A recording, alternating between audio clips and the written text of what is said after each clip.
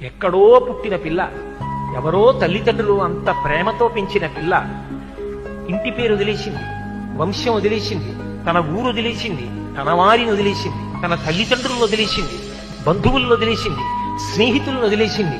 ముక్కు ముఖం తెలియని నా కొడుకు చిటికిన వేలు పట్టుకుని నా ఇంటికి వచ్చింది.